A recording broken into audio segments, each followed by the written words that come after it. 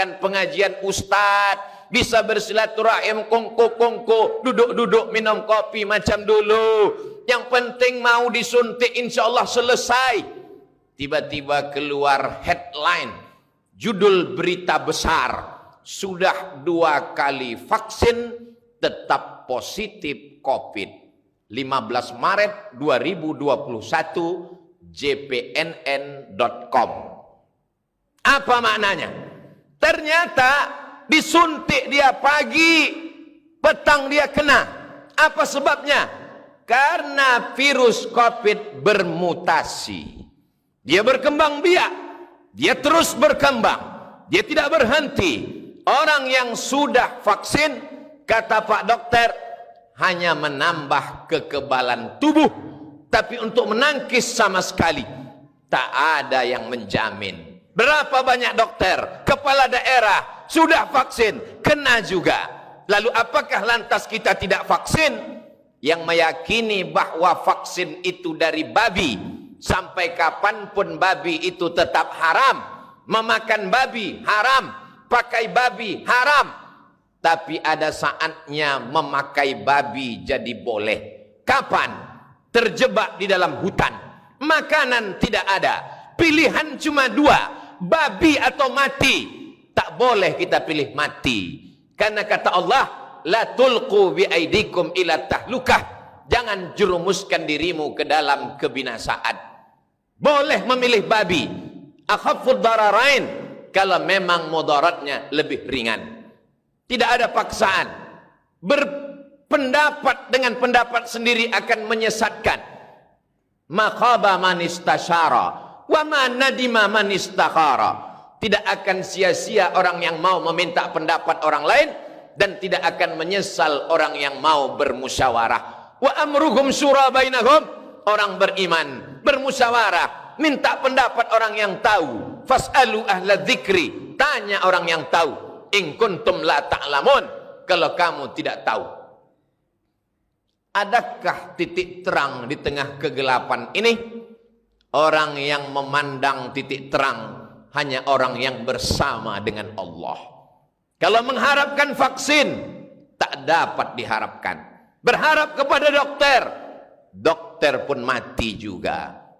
Orang yang ditolong Allah hanya orang yang berusaha dan berikhtiar. Apa yang bisa kita lakukan, Pak Dokter?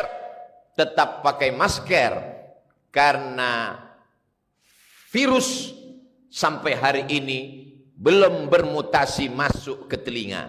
Nanti kalau virus bermutasi masuk ke telinga, barulah kita sumbat telinga. Entah bagaimana pula lagi nanti model khutbah Jumat di masa akan datang. Sampai hari ini virus hanya baru masuk rongga mulut dan lubang hidung. Maka tutuplah mulut, tutuplah hidung. Tangan bersalaman bersentuhan, kena air liur, air hidung, maka cucilah pakai hand sanitizer. Masih selamat insya Allah. Masih tetap sholat berjamaah, masih tetap jaga jarak, masih tetap menjaga diri. Tapi orang yang tidak mau ke masjid, melarang orang ke masjid, tapi di mal, di pasar dibiarkan. Di mana letak hati kecilmu? Tak malukah engkau nanti kalau berjumpa dengan Allah? Di masjid orang hanya 5-10 menit, masbuk, lambat sampai masjid, sudah qomat. Hanya 5 menit dia di masjid. 5 jam orang duduk beramai-ramai, ketawa, cekakak cekiki, tertular penyakit. Masjid yang kau salahkan. Tak malukah engkau nanti menyebut nama Allah, menyebut Rasulullah, padahal tempat ini yang dipanggil Allah, dipanggil Rasulullah sallallahu alaihi wasallam. Tetap jaga protokol kesehatan, tapi jangan sampai meninggalkan ibadah kepada Allah subhanahu wa ta'ala. Tetap cuci tangan, tetap pakai masker, tetap jaga jarak, tetap beribadah. Seorang pasien luka kakinya, pergi ke rumah sakit, sebetulnya luka itu hanya kecil saja. Lalu Pak Dokter pun menjelaskan, karena ibu ada bibit-bibit diabetes, ini luka kecil ini nanti akan menjadi besar.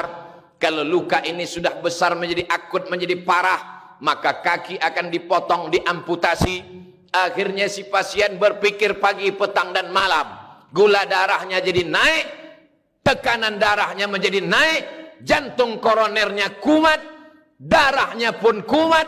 Akhirnya bertambah-tambah penyakit dengan yang lain. Tapi yang mengerti penyakitnya juga dokter. Pak dokter, apa yang membuat ibu itu semakin parah? Ustadz Abdul Somad, yang membuat kita semakin terpuruk adalah pikiran kita. Pikiran kita lah yang paling berbahaya. Maka Allah menjaga pikiran kita supaya tidak terlalu ketakutan, galau, ngeri, cemas. Setan menakut-nakuti kita.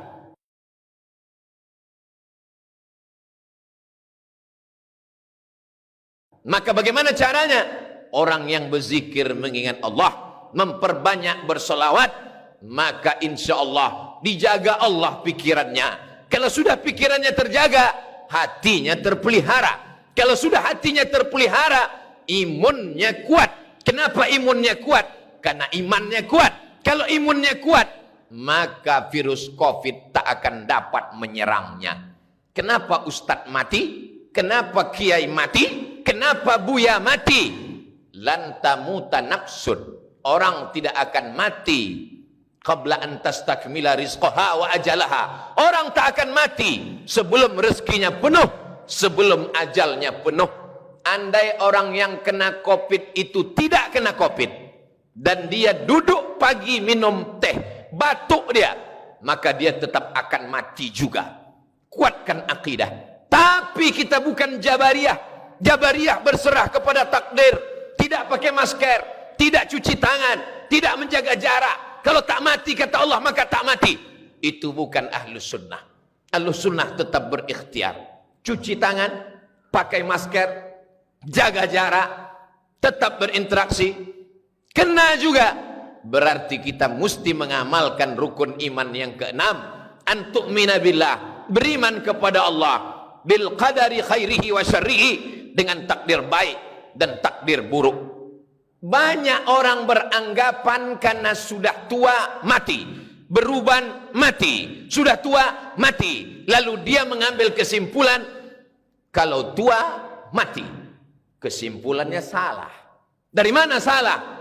Karena salah berpikir, salah bicara, salah beramal, salah bertindak.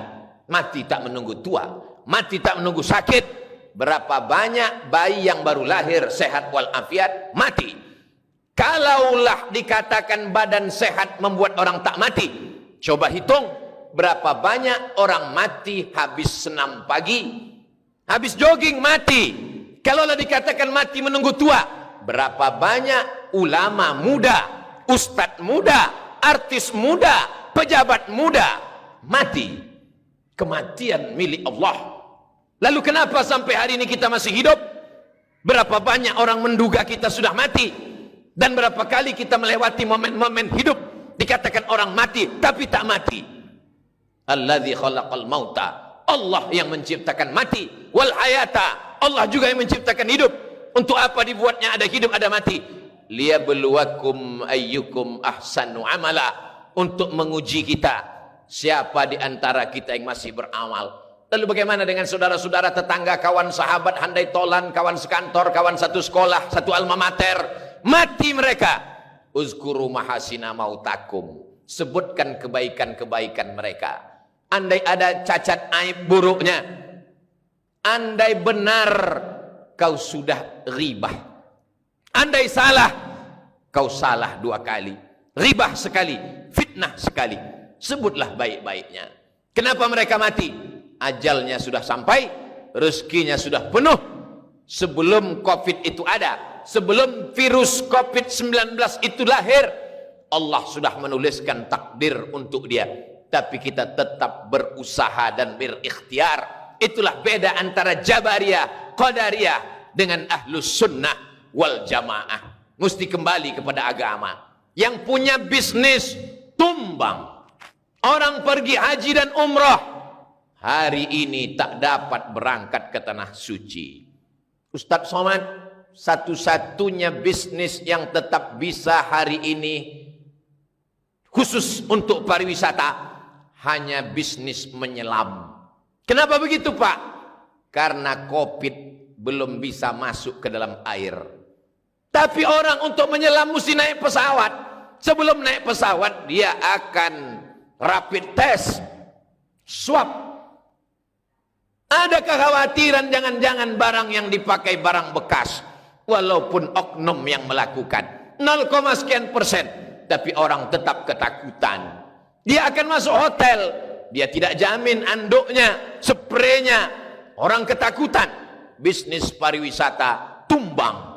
Semua bisnis rekayasa manusia hancur.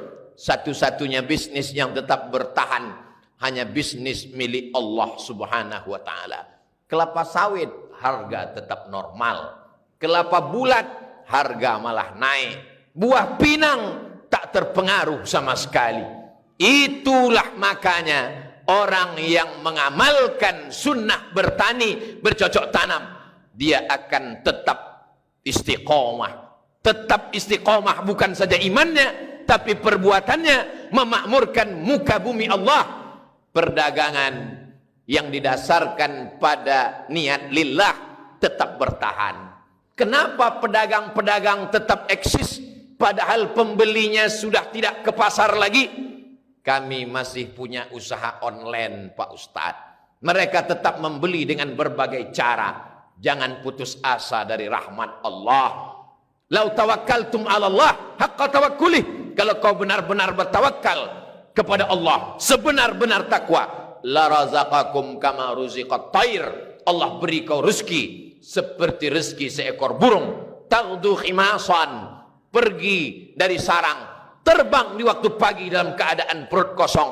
Wa taruhu bitanan, mereka pulang dalam keadaan perut kenyang. Satu-satunya solusi hanyalah kembali kepada Allah Subhanahu wa taala. Bangun malam, tetap sholat sunat taubat. Sholat sunat wudhu dulu. Setelah itu sholat sunat taubat, sholat sunat tahajud. Menjelang azan subuh berkumandang, beristighfar kepada Allah. Setelah itu apa yang bisa kita lakukan? Rezeki yang dititipkan Allah, berwakaflah, berzakatlah, berinfaklah, bersedekahlah. Setan selalu membisikkan, putus asalah, berhentilah menyembah Allah. Buya